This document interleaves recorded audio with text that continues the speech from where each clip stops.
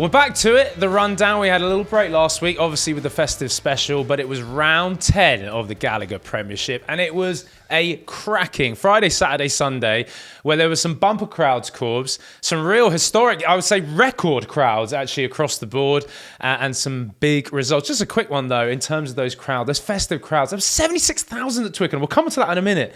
That's so good. Such a good sign for the game. I think, obviously you had Twickenham, 76,000. You had Northampton Saints sold out. You had Leicester Tigers sold out. You had 24,000 at Bristol. Yeah. What an advertisement. Sarries were sold out against Newcastle. That's something that Premiership Rugby, after maybe some tumultuous times, is got to really keep harnessing, trying to take this momentum and run into the new year with it, because let alone you're just, getting more fans exposed to your brand, you had an opportunity to create more rugby fans. Yes, and what I think was awesome was the rugby on the field delivered. You had the seats packed and the rugby backed it up. And that's the recipe for growth and success. Has to be, mate. Has to be. And actually it all started, as you mentioned, Ashton Gate with over 24,000+ people. And Exeter are just going from strength to strength. A big win for them, 24-14 over Bristol. And the big talking point was the winger, Faye Waboso. And apology if I get that pronunciation wrong. But all I do want to say, he is on fire, and will England or Wales pick him up, man? Because he's going to play Six Nations rugby this year. He's got to play like that. And let's talk Chiefs first. Outstanding result. Baxter has rebuilt that staple. And this is a team that we said earlier might need time to develop. Mate, they're firing on all cylinders right now, and they're taking on big guns. Well. They have a big pack, and they carry well. The contact area, the latch, the way they did that was fantastic. But Waboso, this is an absolute talent. And from what I'm hearing, it sounds like he has more of an affiliation to Wales. And I think Gats is the type of player that's going to just pick him straight away. With England, have to wait. They hold you in these patterns. They might call you in a squad. You might get one cap and then be out. There's so many players that are falling in that map where I think Warren Gatlin and Gregor Townsend at Scotland are going to be picking up some gems from the Premiership. Definitely. Like a Finn Smith, I believe, has been offered. He might be Scotland roots as well, yeah. Guaranteed cap in the opening game of the Six Nations is what I've heard is on the tail, or potentially be in the England wider squad. These are the decisions where, these countries are reaping the rewards of the success of the Premiership. And fair play to him. It's good to see. Can I also just point out that he's studying to be a doctor? Yeah, I know. So the lad, he's also hard as nails. He's big as a beast. And he's going to be probably an international rugby player, plus also being a doctor. Unbelievable. The man's complete. So massive result there for Exeter. Then my former club, Sarries, getting back to good, solid ways at home to Newcastle. But you mentioned to me off air that you were quite impressed with Newcastle, even though, of course, again, another loss. I think Newcastle in these last 2 weeks, for a team that hasn't won a game, is showing some serious grit against good teams. They had Bristol last week, very close. This week against Sarries. Sarries had I think Mark McCall said it afterwards, almost 90% territory possession in that first half. And Newcastle weathered it bloody well. Their physicality. The Adam Radwan try was from defence, and he went the whole way. Unbelievable. Adam Radwan, what a finish, what a moment. And that kind of summed up the grit of Newcastle. They were just getting leathered in that 22. Finally got a turnover, went the length. It almost happened again. Yeah. It almost happened again, and they got that disallowed. And what a different game, maybe if they'd had that try, it kept closer. But then for me, the real difference was Sarri's bench.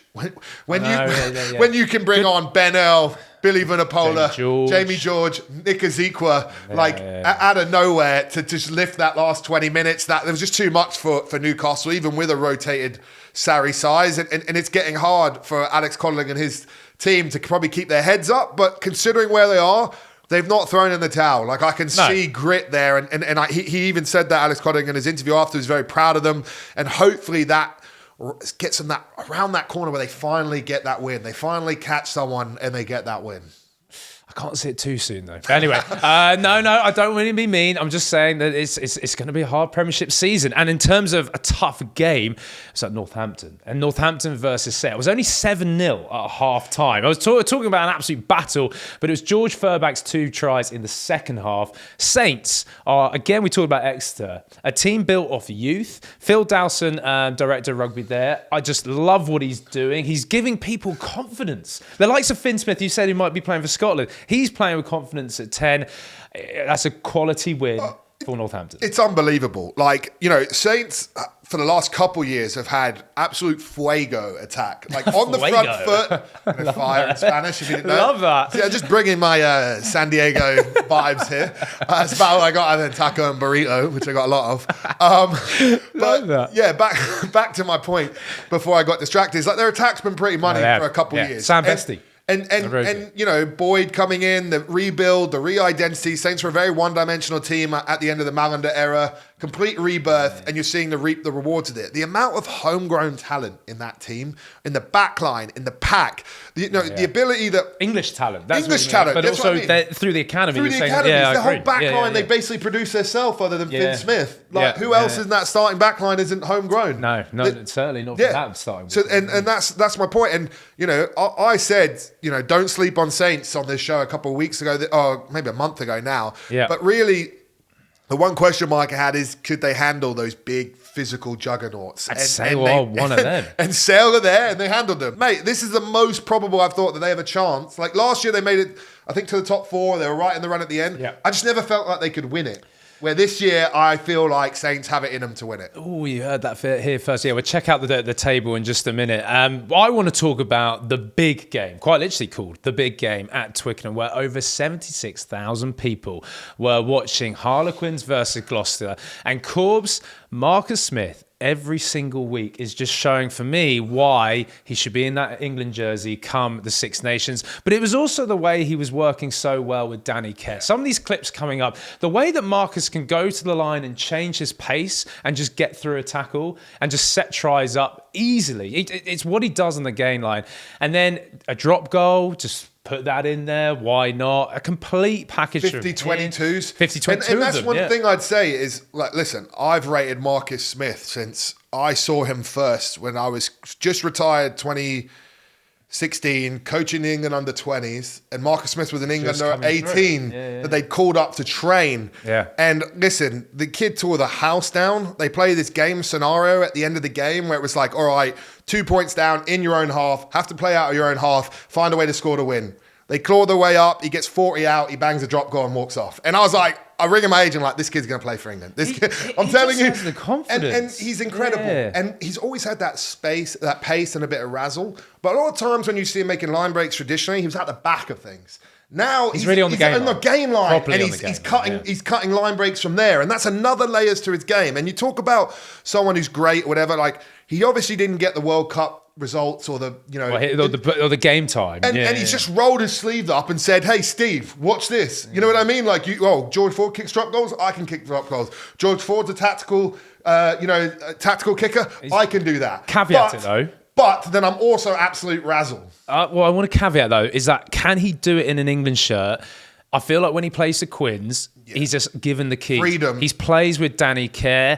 I do want to mention Danny Kerr as well because he's like a fine wine. Mate, he's just turned 37, that little I think, chip yesterday. To Dombrand, just outside of his foot. That is Danny Kerr in a nutshell. I've played with that guy so many times, trained with him in England. Like, he does kick, like, he's so skillful. Like, he does stuff like that in training all the time. But to be that brash, like, no look, chip it, and it's coming over like that. It was silky, and, his nickname is Talus, the talisman, for a reason. And, mate, I love to see it. That was a massive win for Quins, 32-26 against Gloucester. A quick thing on Gloucester, just want to say, they are... We talk about Newcastle striking. The first 2 weeks, 2 wins in the first 2 weeks. Haven't even touched a win since. In terms of just finishing off the weekend was at Leicester Tigers. Leicester with a very impressive 35 points to 22 win over Bath. But can't really say that was Bath's first team. No, and that's going to be the question, isn't it? Like, Bath, obviously, they're now, second in the Prem? They were topper coming into the weekend before the results. So... Head coach Van Gaal, decided to rest his team. They had a big win against Quins last week. I think most of their big dogs got the whole week off for Christmas. They've rotated there. It's a tough decision here. Like, I don't think you should be able to mass rotate where you get, like, a considerable drop-off. I am for, with the length of the season, player rotation massively. But across the board, almost like throwing a game. I guess Welford Road away...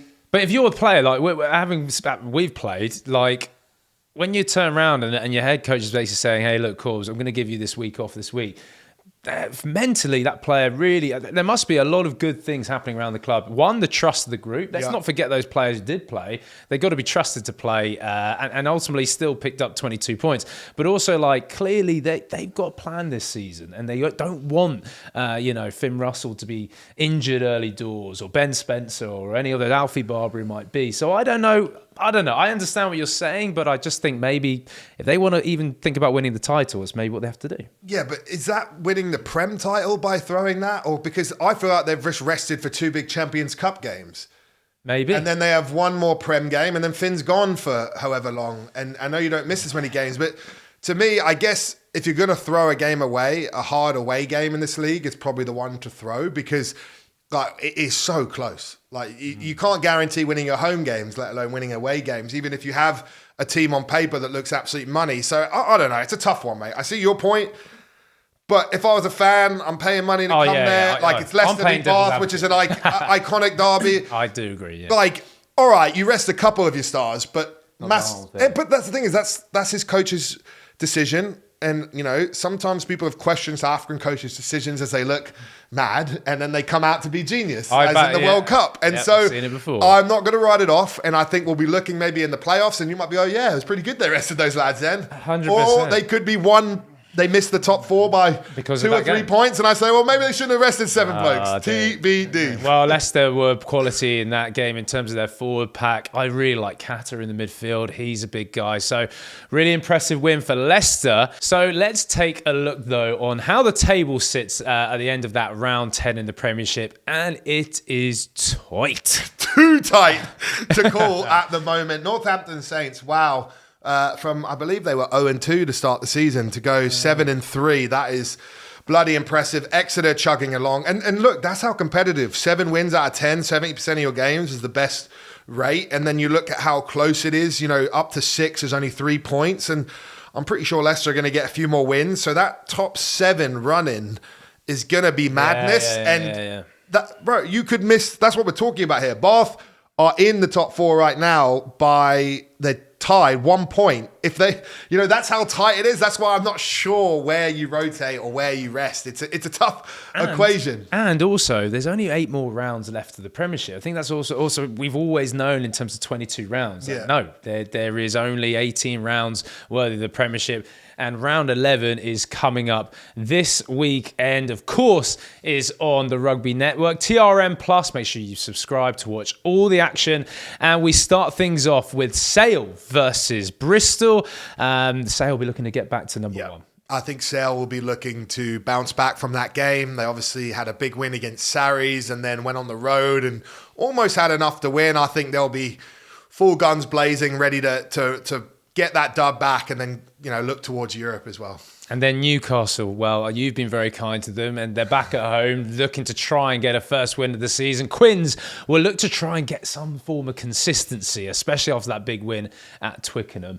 Can you really see Newcastle doing anything? I'd like to see Quins' team before I make a decision on that. Will they rotate? Those are the games where I expect teams to rotate a bit more like Sarries did. Yeah. I don't know. The only chance I could see is if it's terrible conditions Friday night.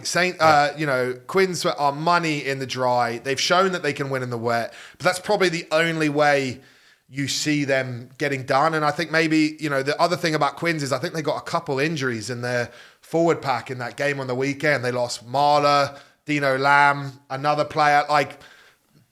Newcastle's scrum looked very good against Sarries. It's probably the one area the game's going well. True. In an arm wrestle weather game, maybe. But if I was a betting man, I'd say Quins all day. I have to agree. I have to agree as well. And then, there are 2 teams, 2 of my former teams. Exeter Chiefs against Northampton Saints. That is going to be a cracker. 2 informed teams. And here's a stat for you, Corbs. The Chiefs are not lost at Sandy Park for the last 22 consecutive home games.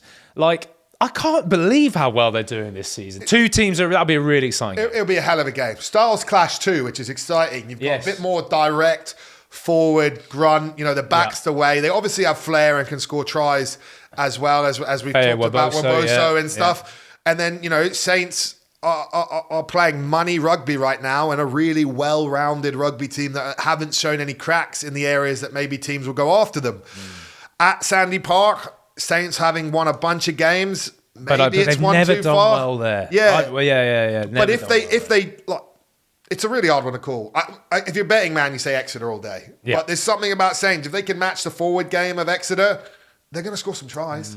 The issue is Exeter's defense right now has been phenomenal. The line speed, the pressure. They brought in that defense coach, Omar. Apologies, I'm not good at pronouncing the second name. Had previously been at Bristol and Worcester. Yep. Their defense looks money. The contact area, the way they're latching as well. And, I think there was an adaptation to the Exeter style when the pre-latch was banned and the held up over the line rule changed to a dropout. Kind of killed the way Exeter were going. But Exeter now have sort of rebuilt their style, that they're clever with the latch rules. But when they get near the line, it's like four guys hitting the contact area, getting them over and scoring. And that's kind of what Exeter of old used to be, is when they got 5-10 metres out, they scored every time. And you're seeing a bit more of that now. They've evolved themselves further and further. Then another huge game. And for me, this game will dictate, in my opinion, these two guys their season. Leicester Tigers versus Saracens at Welford Road. And I genuinely feel that for Leicester, they have to win that game. Because if they don't, I think they creep back away from that top four. Sarries, of course, they need to put themselves back into that top four. Real big game. It's a huge game. And, I said earlier in the season, when I see Sarries, the champs are here, I haven't quite seen that same spark from them for a little while. As long as they're in the top four, mate, I still would be saying, I just feel like their physicality at times isn't what it has been. And then their scrum, no Riccone at tight head is really been plaguing them. Makavinopola just got a red card, so you're expecting he's going to be cited as well. I would probably favour Leicester winning this one. I think I think Sarries will have rested their big dogs, so they're going to come out swinging. They have the team to go win. I just don't feel that same invincibility in the last maybe 6 weeks of Sarries that I thought in the 5-6 weeks before that. But TBD. They're still one of my picks to win it. I just don't know. I feel like there's a little dip happening right now. The rugby rundown literally should be called TBD. And then Bath v Gloucester. Finish off West Country derby. Bath, I'm sure, will get back their big dogs we just talked about earlier. Gloucester struggling. One winner for me. It has to be Bath. I think Bath. You never know. Gloucester derby game. They have a team that can win. But surely Bath, after the rest, guys coming back, this is part of the reason you get a rest, is you come back swinging. And so I expect them to come out bouncing, where Gloucester, you're thinking, oh, God, we got to go again. We got to dig again. They've had 2 games where they've been so close. Got to go again. For me, it's Bath game to lose. So that's the rundown on Gallagher Premiership Rugby. But now let's move into the rundown of Premiership Women's Rugby. So round 6 has happened in the Premiership Women's Rugby, and there's some big results going there. Trailfinders still winning ways. Kate Zachary, friend of the show, she was a try scorer in their 24 points to 22 win against Sale. We then have Saracens, who are sitting nicely on top. They won 32 to 10 against Bristol.